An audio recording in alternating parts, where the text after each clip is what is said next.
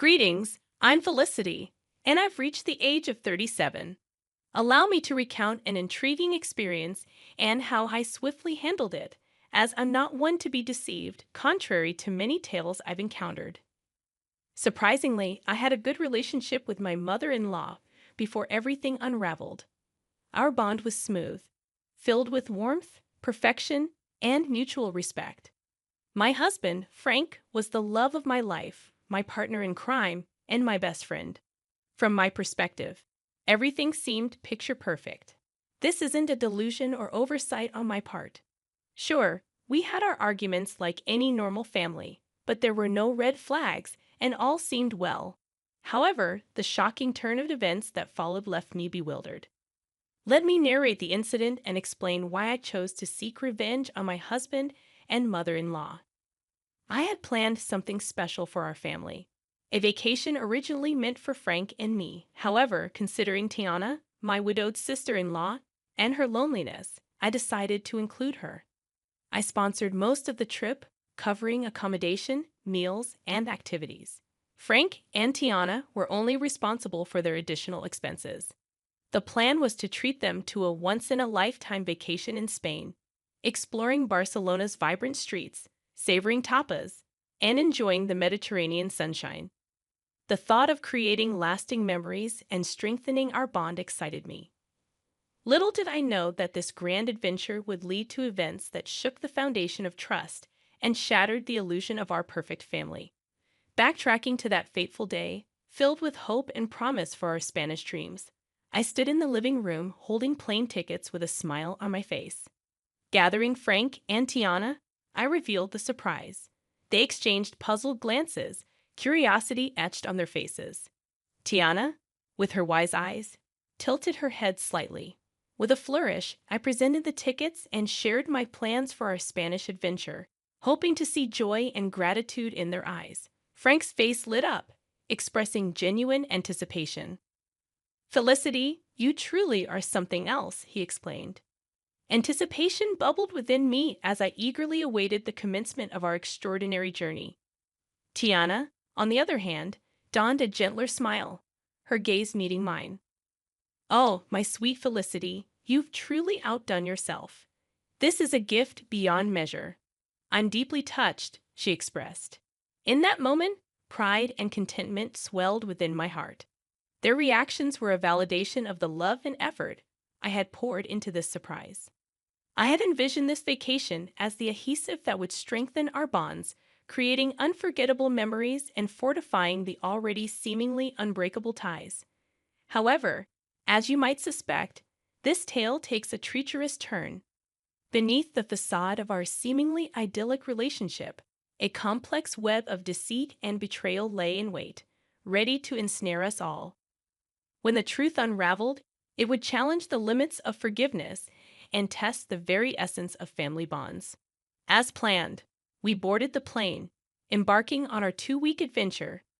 The anticipation was palpable as we immersed ourselves in the vibrant streets and rich tapestry of Spanish culture.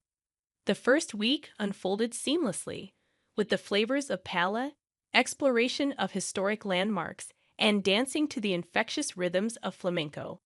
Laughter and joy filled the air, and I reveled in the belief that our bond was unbreakable. However, little did I know that a storm was brewing on the horizon, waiting to unleash its fury upon my unsuspecting heart. On a fateful Monday morning, as the sun bathed the city in golden hues, I woke up to find an empty hotel room. Confusion and a growing sense of unease gripped my heart. Frantically, I reached for the phone, dialing both my husband's and Tiana's numbers, hoping for an explanation. But to my dismay, their phones remained silent, their voices absent. Fear began to claw at the edges of my mind as I searched the empty room for any sign of their presence. No notes, no bags, no traces of disturbances or struggle. Just an unsettling silence that hung heavy in the air. It seemed I was left alone in a foreign land, and the minutes felt like an eternity. As despair threatened to consume me, a glimmer of hope pierced through the darkness. My phone buzzed, signaling an incoming call. It was Tiana. Relief washed over me, mingled with confusion and a deep sense of hurt. How could she leave without a word? With trepidation, I answered the call, my voice filled with a mix of concern and disbelief. Tiana, where are you? What happened?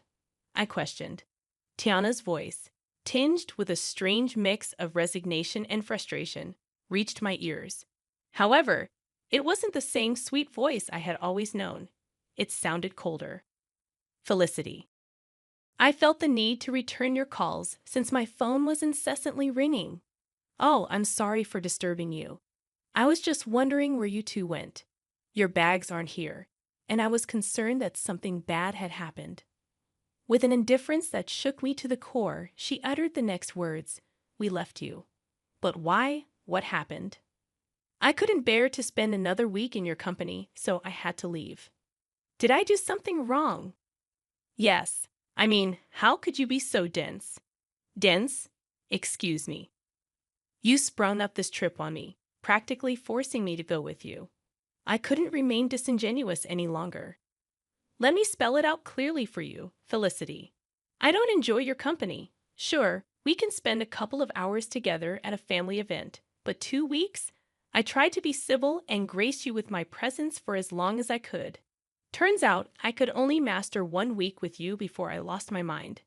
I'm sorry, but I'm on the way to the airport with Frank right now. We can't be around you any longer. Shock reverberated through my core as the revelation struck me like a bolt of lightning, unraveling the threads of trust I had so naively woven. How could our seemingly unbreakable bond crumble beneath the weight of unspoken grievances? Questions flitted my mind as I grappled with this harsh reality. What had I done wrong? What exactly did I do to deserve such harshness? How did things escalate to this point? Was there no chance for reconciliation? Confusion and heartache intertwined within me, the pain of betrayal seeping deep into my soul. I didn't know you felt this way, Tiana, honestly. And you had no reason to. I'd always led you to assume that things were fine and dandy between us. Why not bring that up? Why not sit me down so that we could hash out whatever problem there was between us? Because if I'm being honest, I still don't know what I've done to wrong you. That's the thing. I just can't put my finger on it, but you just irk me. What? That's the most childish thing I've ever heard. You can't stand me just because of some inexplicable irk? Grow up, Tiana. I thought I offended you or something, but I didn't do anything wrong, right?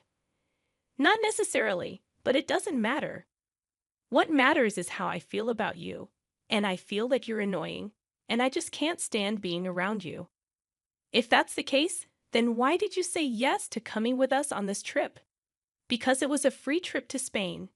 No one is going to turn down that opportunity. But as the days went by, I grew more and more tired of your antics. What antics, Tiana? What did I do that was so bad that you decided to leave me all alone in a foreign country? She failed to answer, and I grew more impatient with this impromptu disdain coming out of nowhere. I was shocked, hurt, confused, and angry. But most of all, I was just sad. I had to inquire about my beloved husband and what he had to say in all of this. Let me speak to Frank, casually and easily. Tiana passed the phone on to Frank. Assuming someone, likely Frank, was eavesdropping on the entire conversation, he responded with the same indifference and coldness as his mother. Hello. Really, Frank? You decided to leave me too. I didn't leave you because I don't like you. I left because my mom needed me to take her home. So you knew about all of this? How long have you known about your mother's apparent hatred towards me? For some time now. I was hoping this trip would bring her closer to you, but I was wrong. Okay, but what I'm failing to understand is why none of you approached me about this. We're all adults, meaning if there's an issue, we solve it. It's not like we haven't had arguments in the past. We sat down and solved those arguments.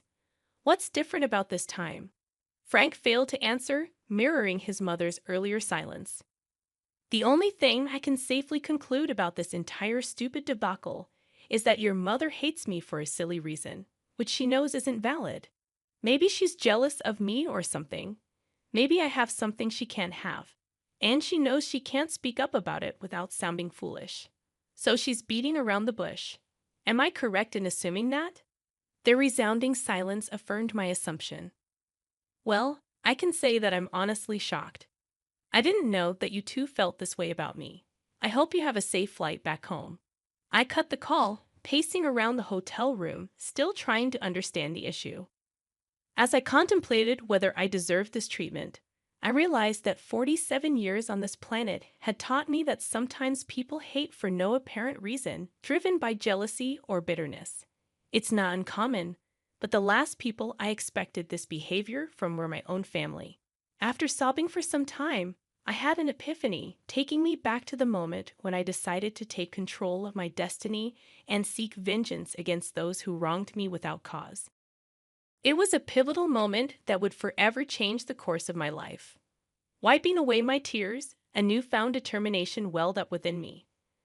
I refused to waste any more precious emotions on their actions. It was time to show them they couldn't trample over my heart and get away with it. With trembling fingers, I dialed my childhood friend Arlo's number, knowing I could trust him with my darkest secrets. After pouring out my heart and explaining the painful betrayal, I cautiously asked if he could assist me in my quest for justice. Arlo, always the loyal and mischievous friend, listened intently, his voice filled with a mix of concern and excitement, reassuring me that he had my back. Felicity, my dear friend, you're a force to be reckoned with, and you know you can count on me for anything and everything. So, what are you planning on doing? Well, Arlo, you know how your construction company always has excess sawdust. Yes, it can be quite a hassle to get rid of sometimes. I believe I've found the perfect use for it. His curiosity piqued. I unraveled my plan like a carefully crafted script, detailing how we would execute the ultimate act of retaliation. Bags of sawdust would be delivered to Tiana's house, infiltrating every corner and crevice, leaving an indelible mark of chaos and betrayal. Arlo couldn't help but smile at the brilliance of my idea, a subtle yet impactful reminder to Tiana of the stress she had unleashed upon my life. Armed with Arlo's expertise and my newfound determination, we set our plan into motion. The question arose, how would we get inside the house before they returned? You need to get the spare key hidden under the potted plant on the patio. Then you'll be in. Wow, you thought of everything, huh? I'm not one to be played with.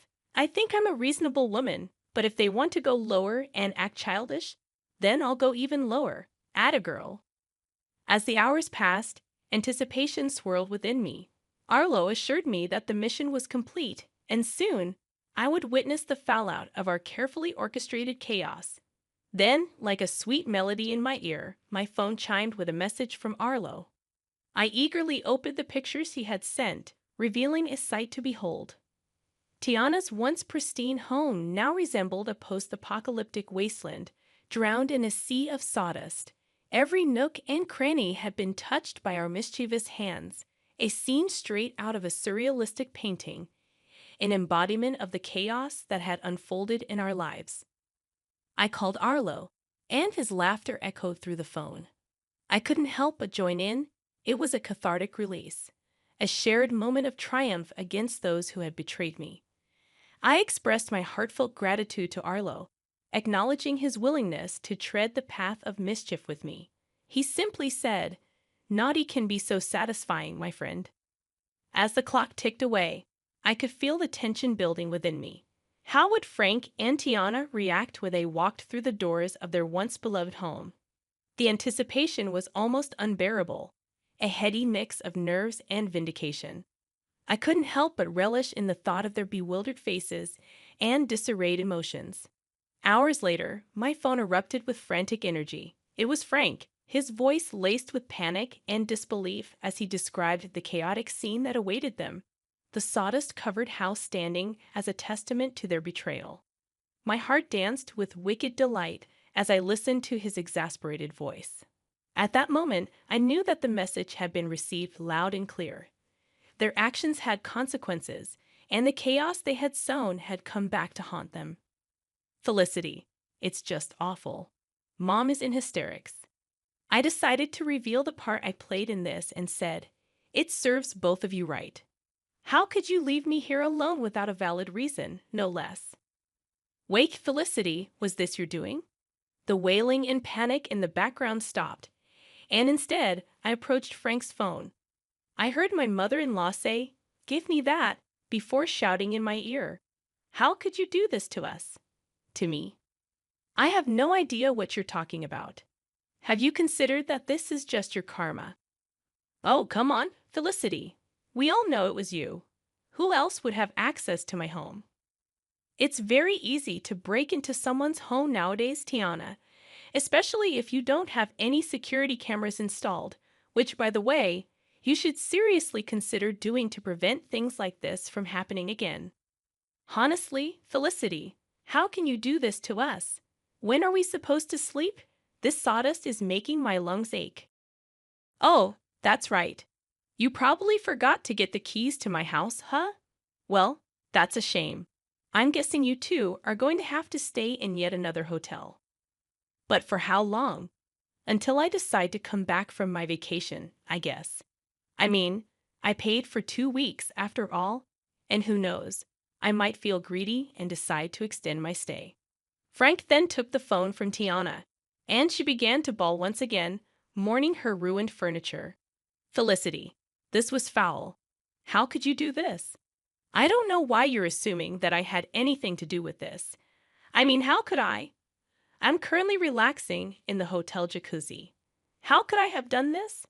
I held back my laughter as the two of them were clearly confused as to what had happened, even though they suspected I had something to do with it, which I obviously did. But they didn't have any solid proof, so I basked in all the glory of knowing that they were frustrated but had nowhere to direct their anger. As I bid Frank farewell on the phone, a sense of contentment washed over me. I had taken control of my narrative, leaving them to grapple with the consequences of their actions. I know what I did was quite foul and even quite dangerous considering how old Tiana is. I mean, spending even a night in that house could lead to serious health consequences. But I knew that they wouldn't dare to dream of staying there. It was too sabotaged to be habitable. They just had to rely on staying in a hotel for a little bit longer because I didn't want my money to go to waste. I stayed that extra week in Spain, enjoying the culture as I intended, while my husband and my mother-in-law were undoubtedly worried, trying to find a cleaning company that would take on such a daunting task. I didn't know how long it would take to get the house professionally cleaned, but I knew that in the meantime, my mother-in-law would have to stay with us in my home. And I knew that she would just be irritated the whole time since she apparently can't stand my company. This should serve as a reminder to some of you that some people need to learn the hard way.